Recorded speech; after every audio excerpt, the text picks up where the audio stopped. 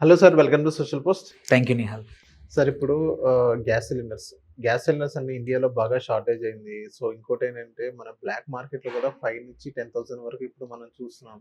So ఫర్దర్‌గా ఇదే situations ఇలాగే ఉంటుందా సార్?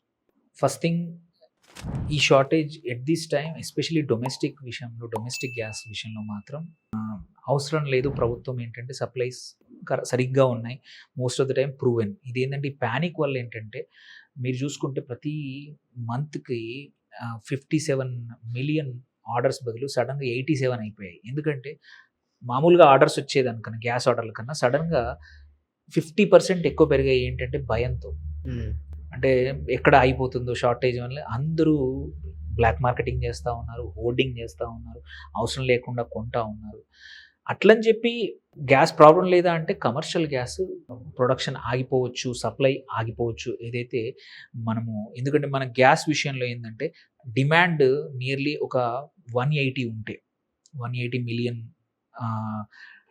ఏమంటారు ఉంటే, ఇక్కడ మన దగ్గర డొమెస్టిక్ ప్రొడక్షన్ 91 దగ్గరే ఉంది. అంటే 50% మనం ఇంపోర్ట్ చేసుకోవాలి. ఆ 50% ఇంపోర్ట్‌లో కూడా మొత్తం చూసుకుంటే అదే 100 అనుకుంటే దగ్గర దగ్గర 60% మనము గల్ఫ్ కంట్రీస్ నుంచే మనం ఇంపోర్ట్ చేసుకుంటాం. ఎనర్జీస్. అక్కడ కూడా ఏంటి ఖతార్ నుంచి ఎక్కువగా మనకి గ్యాస్ వస్తుంది ఓకే. సో ఇది ఇంపార్టెంట్. ఇంకోటి మర్చిపోకూడదు ఏంటంటే వేరే పెట్రోకెమికల్స్ లైక్ డీజిల్ కానీ crude oil, especially crude oil మనకి 74 రోజులకు సరిపడా ఎమర్జెన్సీ రిజర్వ్స్ ఉన్నాయి మన దగ్గర. బట్ గ్యాస్ స్టోరేజ్ అంత ఎక్కువగా మన దగ్గర లేదు.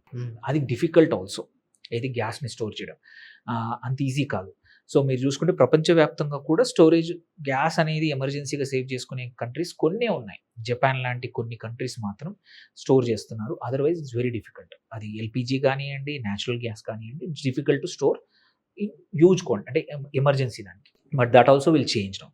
సో ఇప్పుడు ఎందుకు ఇలాగే ఉండొచ్చా పరిస్థితి?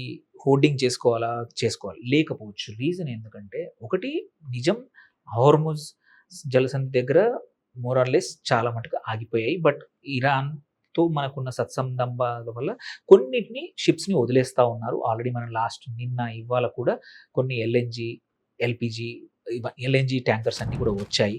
అండ్ మన రిఫైనరీస్ కూడా ఎల్పిజి ప్రొడక్షన్కి ఎక్కువగా ప్రయారిటీ ఇవ్వండి అని ప్రభుత్వం చెప్పింది ఆల్రెడీ. ఓకే. అది చేస్తూ ఉన్నారు. అండ్ దానికన్నా కూడా మేజర్ చేంజెస్ ఏమవుతున్నాయంటే ఇంతకుముందు మనం ఒక 3-4 కంట్రీస్ దగ్గర నుంచి గ్యాస్ తెప్పించేవాళ్ళం దగ్గరలో ఉన్నవాటి. బట్ ఇప్పుడు ఏంటి, డైవర్సిఫై చేసాం. కొత్తగా కెనడా నుంచి, రష్యా నుంచి, అల్జీరియా నుంచి, అంగోలా నుంచి, యుఎస్ నుంచి కొత్తగా మనం ఇప్పుడు గ్యాస్ తెప్పించడం అనేది మొదలుపెట్టాం.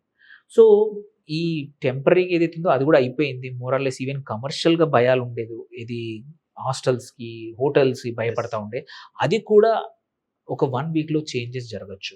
ఎందుకంటే ఇట్స్ ప్రయారిటైజ్ ఇంతకుముందు క్రూడ్ వైపే. ఎందుకంటే సేమ్ రిఫైనరీ నుంచి గ్యాస్ కూడా తయారు చేయొచ్చు, పెట్రోల్ కూడా చేయొచ్చు, డీజిల్ కూడా చేయొచ్చు.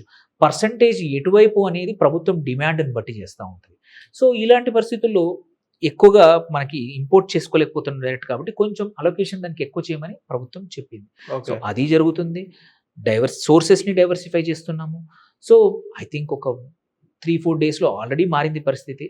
ఇంకా మారిపోవచ్చు. అంటే టువర్డ్స్ పాజిటివ్, నెగెటివ్‌గా కాదు. సో గ్యాస్ అనేది కొరత పెద్దగా అయితే లేదు. ఎందుకంటే చర్యలు తీసుకుంటున్నారు. అండ్ ఇంతకుముందు మనకు అవసరం లేదు కాబట్టి మనం డైవర్సిఫై చేయలేదు. ఇప్పుడు నీకు ₹2 దొరుకుతుంది. నువ్వు 2.5కి ఎందుకు పెట్టి కొంటావు? అవును. ఎందుకంటే దగ్గరలో ఇక్కడ గ్యాస్ నీకు గల్ఫ్‌లో అవైలబుల్ ఉంది. ఉన్నప్పుడు కామన్ సెన్స్ ఎప్పుడైనా ఏంటి, దగ్గరలో ఉన్న తక్కువ రేటుకి కొనుక్కుందాం అనేది మనం చెప్తాం. ఈ సిట్యుయేషన్ వస్తుందని మనకి అంత పెద్దగా తెలీదు. తెలిసినా అటు గ్యాస్ రిజర్వ్స్ పెట్టాం. ఈజీ. ఏది petroleum reserves, crude oil reserves easy. But gas reserve చేసుకోవడం కష్టం. అవును. పెళ్లి చేసుకోవడం. సో ఇప్పుడు ఇది వచ్చింది కాబట్టి రెస్పాన్స్‌తో మల్టిపుల్ కంట్రీస్ నుంచి ఇప్పుడు నియర్లీ ఇంతకుముందు 5-6 కంట్రీస్ నుంచి మనకు గ్యాస్ వచ్చేది. ఇప్పుడు 20 కంట్రీస్ నుంచి డైవర్సిఫై చేసుకున్నాము.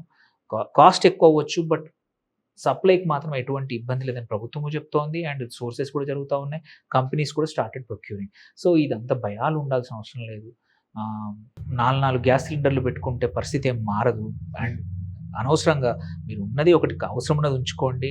బ్లాక్ మార్కెట్‌లో అనవసరంగా కొన్ని వాళ్ళకి ఎవరైతే మధ్యలో బ్లాక్ మార్కెట్ వాళ్ళని లాభపరచడమే తప్ప మనం అనవసరంగా ఇబ్బందులు పెడుతున్నాం ప్రభుత్వాన్ని, ప్యానిక్‌ని క్రియేట్ చేస్తున్నాం తప్ప భయపడాల్సిన అవసరం అయితే అకార్డింగ్ టు మీ ఈ ఇప్పుడున్న కంపెనీస్ కానియ్యండి, ఆయిల్ మార్కెటింగ్ కంపెనీస్ కానియ్యండి, గ్యాస్ ప్రొడక్షన్ కంపెనీస్ కానీ, రిఫైనరీస్ కానీ, ప్రభుత్వం కూడా ఓకే. చర్యలు తీసుకుంటుంది కాబట్టి వితిన్ ఎ వీక్ అంతా మారుతుంది. Okay. Okay. So thank you sir. మా సోషల్ పోస్ట్ వచ్చినందుకు.